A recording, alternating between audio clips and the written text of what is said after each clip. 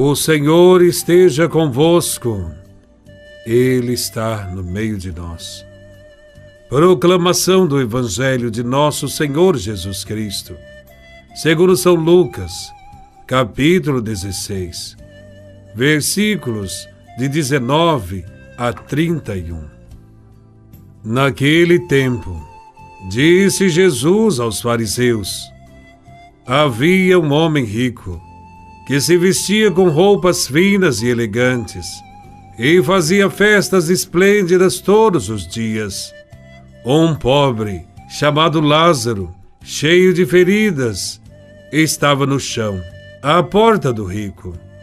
Ele queria matar a fome com as sobras que caíam da mesa do rico. E, além disso, vinham os cachorros lamber as suas feridas. Quando o pobre morreu, os anjos levaram-no para junto de Abraão. Morreu também o rico e foi enterrado. Na região dos mortos, no meio dos tormentos, o rico levantou os olhos e viu de longe a Abraão, com Lázaro ao seu lado. Então gritou: Pai Abraão, tem piedade de mim. Manda Lázaro molhar a ponta do dedo para me refrescar a língua, porque sofro muito nestas chamas. Mas Abraão respondeu: Filho, lembra-te que tu recebeste teus bens durante a vida, e Lázaro, por sua vez, os males. Agora, porém, ele encontra aqui consolo, e tu és atormentado. E, além disso, há um grande abismo entre nós. Por mais que alguém desejasse, não poderia passar daqui para junto de vós, e nem os daí poderiam atravessar até nós. O rico insistiu: Pai, eu te suplico, manda Lázaro à casa do meu pai, porque eu tenho 5 irmãos. Manda preveni-los, para que não venham também eles para este lugar de tormento. Mas Abraão respondeu: Eles têm Moisés e os profetas, que os escutem. O rico insistiu: Não, pai Abraão, mas se um dos mortos for até eles, certamente vão se converter. Mas Abraão lhe disse: Se não escutam a Moisés nem aos profetas, eles não acreditarão, mesmo que alguém ressuscite dos mortos. Palavra da salvação. Glória a vós, Senhor. A parábola que Jesus contou quer alertar seus discípulos sobre os riscos da riqueza e o perigo da insensibilidade diante do sofrimento dos pobres. A parábola descreve 2 situações contrastantes. De um lado, o rico que esbanja luxo, requinte nas roupas finas e elegantes, e vive de banquetes diários. Do outro, Lázaro, um mendigo. A situação deste pobre é de total marginalidade. Está coberto de feridas e vive faminto. O Evangelho desqualifica o rico por ter passado a vida centrado em sua riqueza, em seu bem-estar, a ponto de se tornar incapaz de demonstrar um simples gesto de sensibilidade para com o pobre, morrendo de fome, à porta de sua casa. Seus bens poderiam ter ajudado o pobre Lázaro. Sua atitude de ganância criou um abismo entre ele e o irmão indigente. Eles estão fisicamente próximos, mas o coração encontra-se a quilômetros de distância.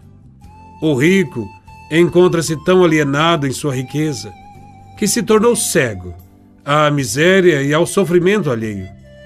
Então a morte veio sobre os 2 e nivelou a ambos. Mas seus destinos são diferentes. Lázaro, que vivia ferido no corpo e na dignidade, é levado pelos anjos para junto de Abraão.